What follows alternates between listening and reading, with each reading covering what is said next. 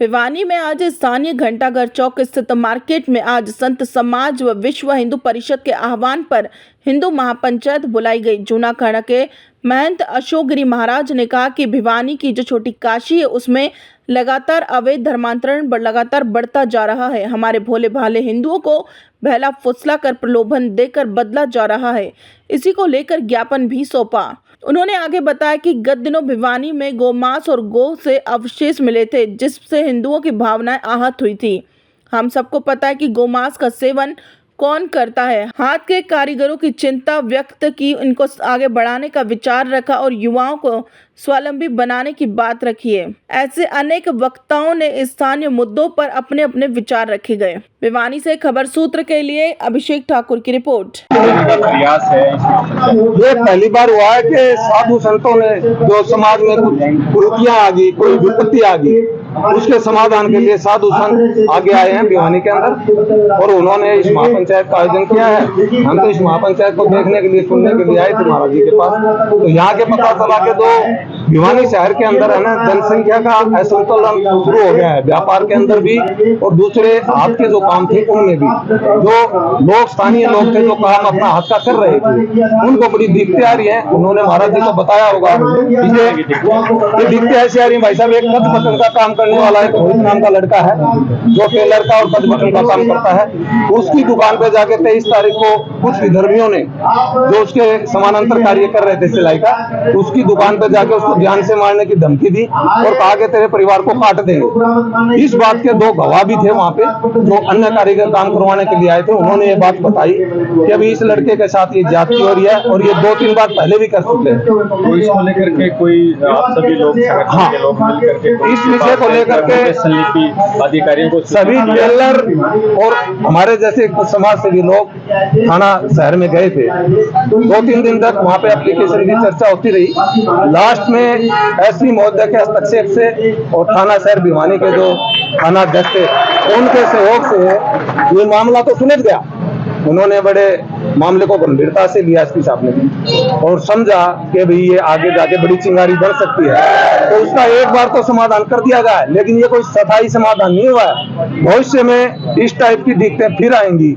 उस विषय को लेकर समाज को जागरूक करने के लिए आज महंत श्री अशोक गिरी जी महाराज ने अन्य साधु संतों के साथ आकर के यहाँ पे अपने विचार रखे हैं और समाज को जागरूक करने का काम किया है कि अभी नहीं, इसको एक शरारती तत्व की बजाय एक जातिगत तौर पे, धार्मिक तौर पे क्यों देखा जाए? नहीं लगता है ये धार्मिक तौर पे देखने की बात नहीं है भाई साहब। हमें पता ही नहीं है कि समाज के अंदर काफी विधर्मी लोग यहाँ करके व्यापार में घुसे हुए हैं। उन्होंने अपनी दुकानों के आगे बोर्ड नहीं लगाए हुए हैं, वो बगैर बोर्ड के टैक्स की चोरी भी कर रहे हैं। समय समय पर सरकार को इस बारे भी सूचित किया जाएगा कि ऐसी बड़ी बड़ी दुकानें जो लाख रुपए महीने किराए में ली गई हैं, तो वहां पर कमाई कम से कम 5-10 लाख रुपए महीने की तो होगी। जो आदमी 1 लाख रुपए किराया दे रहा है इस दुकान का, उसकी कमाई कितनी होगी, जबकि उसके पास कोई जीएसटी नंबर नहीं है, उसकी दुकान के बाहर कोई बोर्ड नहीं है। मांग क्या है? हमारी मांग सरकार और प्रशासन से यही है कि ऐसे जो है सामाजिक तत्व लोग शहर के अंदर, उन सब की पुलिस वेरिफिकेशन होनी चाहिए और समय समय पर यह काम चलते रहना चाहिए कि कोई भी असामाजिक तत्व इस शहर के अंदर आके इस समाज की हवा को खराब ना करे और व्यापार को दूषित ना करे। एक मोदी जी का एक नारा है जी, सबका साथ सबका विकास। अब जो स्पीच चल रही थी उसमें तो ये लगा भी हिंदू का साथ हिंदू का विकास, वहां तक बात। देखिए, इसमें आप क्या कहेंगे? इसमें हिंदू मुस्लिम वाली कोई बात नहीं है भाई साहब। जो गलत करेगा शहर उसके खिलाफ है, जो सही करेगा शहर उसके साथ है।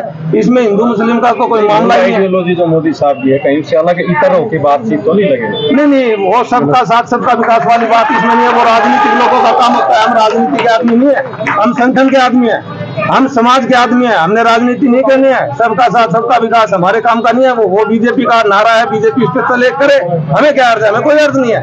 हम तो अपनी जो समाज को असुविधा हो रही है, दुविधा हो रही है, उसको लेकर के समाज को जागृत करने का काम किया इन साधु संतों के साथ। और ये समय समय पर महाराज जी ने कहा है ये अभियान चलता रहेगा और समय समय पे हम समाज को जागरूक करते रहेंगे। हिंदू तो बड़ा शांत और ये रहता है भी हर आदमी को स्पेस देने वाला, हर आदमी को स्थान देने वाला है। जब देखिए, जिस प्रकार से अब हिंदुत्व की आप जैसे बात करो या आमंच हुई, तो उसमें वो जो हिंदू का मूल भावना थी उसे इतर बात लगी। नहीं, इतर बात नहीं है भाई साहब। देखिए, एक कोई न कोई आप पेड़ की टहनी को पकड़िए, आप उसको झुकाएंगे, उसकी एक लिमिट होती है झुकने की, वो कितनी झुक सकती है। एक समय ऐसा आएगा आप उसको ज्यादा झुकाएंगे तो वो टूट उसके जाएगा। लिए कानून व्यवस्था खोज सकते। कानून व्यवस्था, कानून का इशारा ले रहे हैं, हमने कानून का अपने हाथ में लिया है। शांतिपूर्वक धरना प्रदर्शन विचार हो रहे हैं, कोई रोड रोक के आना है, कोई ट्रैफिक को दिक्कत हो ना, पंचायत करना हमारा हक है। पंचायत करके हम लोग जागरूक कर रहे हैं, हम किसी के खिलाफ थोड़े जा रहे हैं, हम तो अपने समाज को जागरूक कर रहे हैं कि अभी रक्षाबंधन का त्योहार आ रहा है, इस पे आप उन्हीं लोगों से राखियां खरीदें जिसको राखी के महत्व का पता है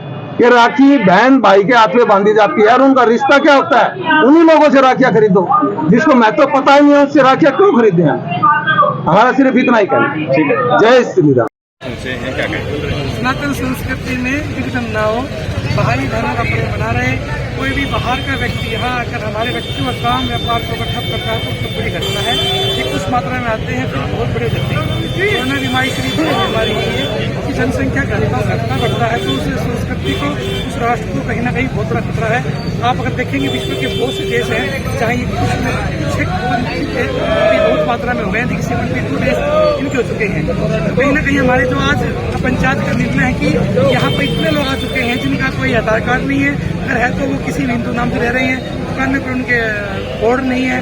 और लव जिहाद का किस्सा, गौ मास इत्यादि की भी छोटी काशी है दीवानी, इसमें भी ऐसा कार्य हो रहा है। तो हम जैसे हिंदुओं का यहाँ पर थोड़ा मूर्खतापूर्ण व्यवहार के उनके साथ उनका व्यवहार के साथ कर रहे हैं, उनसे व्यवहार कर रहे हैं।